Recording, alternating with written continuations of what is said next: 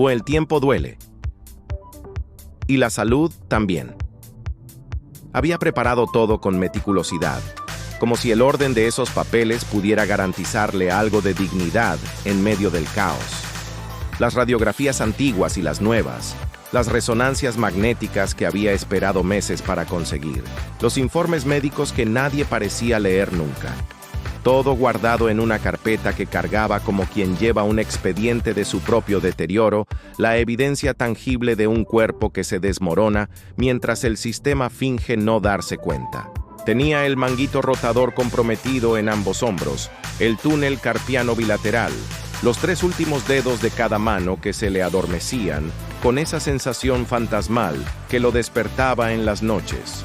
Problemas en la columna cuya gravedad desconocía, porque la resonancia magnética llevaba meses esperando ser revisada por alguien, por cualquiera que tuviera la decencia de mirar las caderas que empezaban a fallar, las 2 rodillas con artrosis avanzada, los pies que pisaban hacia adentro con el tendón de Aquiles tensándose peligrosamente. Y lo llamaba sus males menores, como si hubiera jerarquías en el dolor, como si algunas partes del cuerpo merecieran más atención que otras. La movilidad reducida había desencadenado una reacción en cadena que solo los cuerpos pobres conocen. Menos movimiento, menos masa muscular, piernas cada vez más débiles, más dificultad para caminar. El bastón, que ahora era una extensión de sí mismo, no bastaba para contrarrestar los mareos que lo desestabilizaban, y la diabetes y la hipertensión completaban el cuadro de un hombre que el sistema había decidido tácitamente que no valía la pena salvar. No podía tomar transporte público porque las escaleras del metro eran montañas imposibles y los buses que frenaban bruscamente amenazas de caída, así que había tenido que sacar dinero para el Uber.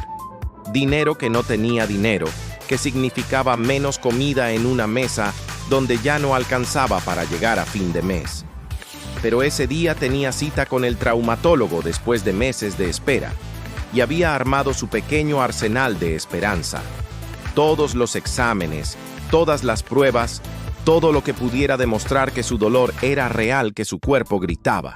El médico que lo llamó era joven simpático, lleno de esa energía que todavía no ha sido erosionada por la burocracia hospitalaria, y caminaba rápido por los pasillos hasta que se dio cuenta de que su paciente se había quedado muy atrás, cojeando, aferrándose al bastón, tratando de mantener el equilibrio mientras los mareos jugaban con su centro de gravedad.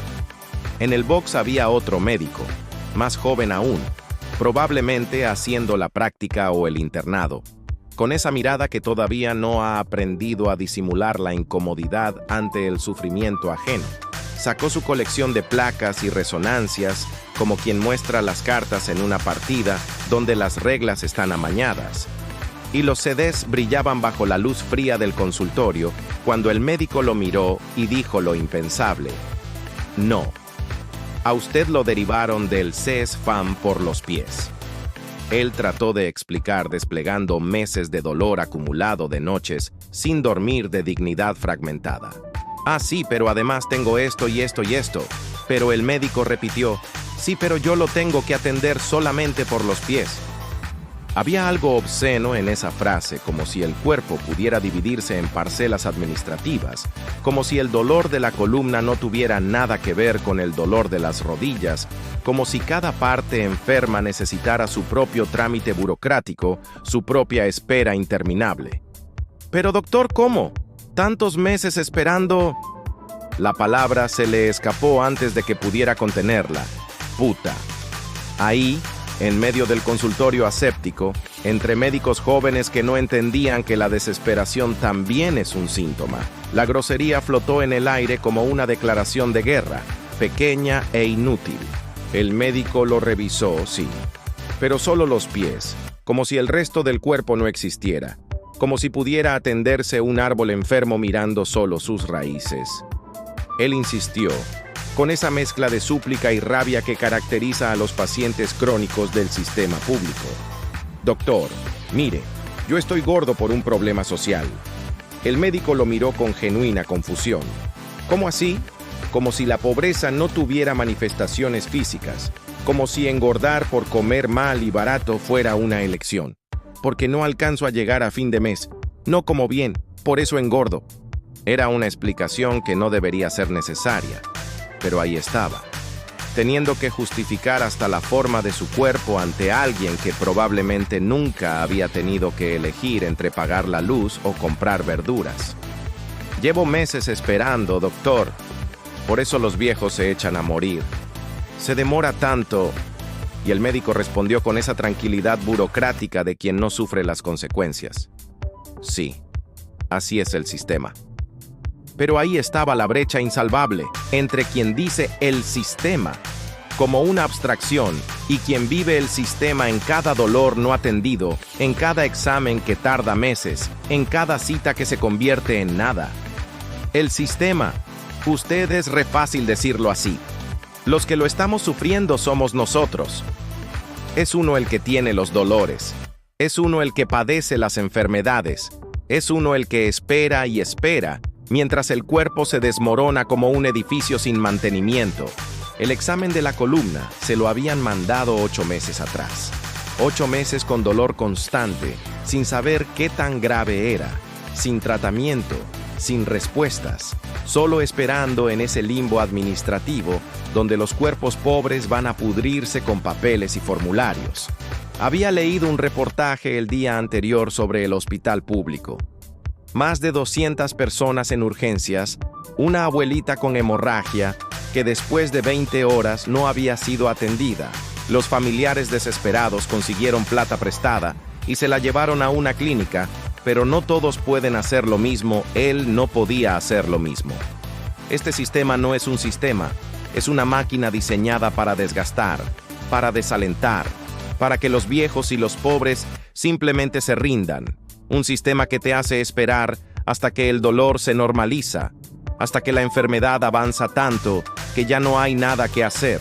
Un sistema que fragmenta tu cuerpo en especialidades y derivaciones, que te obliga a justificar tu gordura, tu cansancio, tu desesperación. Había llegado al hospital con esperanza. Después de meses, finalmente tendría respuestas. Venía bien, se había dicho. Venía subiendo el estado de ánimo, pero salió del consultorio con solo una revisión de pies y la confirmación de que el resto de su cuerpo, el resto de su dolor, tendría que seguir esperando. Lo habían tirado solo, no peor que eso. Le habían confirmado que estaba solo, que su cuerpo era un problema administrativo mal categorizado, que su sufrimiento era un asunto de derivaciones y especialidades, que su dignidad valía exactamente lo que el sistema público estaba dispuesto a invertir en ella. Casi nada. Mientras el Uber lo llevaba de vuelta a casa gastando dinero que no tenía, restándolo de la comida que no alcanzaba, pensó en todos los que como él esperaban en todas las resonancias magnéticas, sin revisar en todos los dolores catalogados como males menores, en todas las abuelitas sangrando en urgencias que nadie atiende.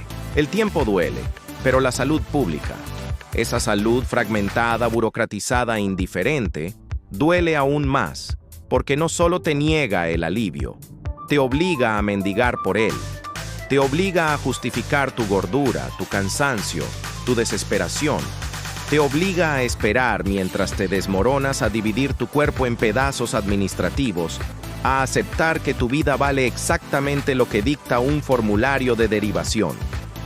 Y lo peor, lo verdaderamente insoportable, es que alguien joven y bien intencionado te diga: así es el sistema, como si eso fuera una explicación y no una condena. Llegó a casa más cansado que cuando salió, no solo por el esfuerzo físico de moverse, con un cuerpo que ya no obedece, sino por el agotamiento existencial de confirmar que no hay salida, que puede preparar todas las carpetas del mundo, todos los exámenes, todas las pruebas, y aún así, el sistema encontrará la manera de decirle: no hoy solo los pies. Tiró la carpeta sobre la mesa y las radiografías se desparramaron como un testimonio inútil de dolor no atendido. Y por primera vez en mucho tiempo, sintió la tentación de rendirse, de ser uno más de esos viejos que el sistema espera pacientemente que se echen a morir, porque eso al final es lo que este sistema hace mejor. No curarte, sino cansarte. No matarte directamente, sino desgastarte hasta que tú mismo tires la toalla. Más de 19.700 personas fallecieron esperando atención médica en el sistema público. Suicidios en adultos mayores en Chile, 2005-2025. Tasa nacional actual, 10,3 suicidios por cada 100.000 habitantes, 2024, superando la tasa de homicidios. Me encuentro tan botado, siento que el sistema ya no me toma en cuenta. Lo entregado y aportado no sirve de nada cuando uno no tiene lucas. Solo tratar de vivir el día a día nada más, hasta que te cansas de luchar y entregas las herramientas. Adiós.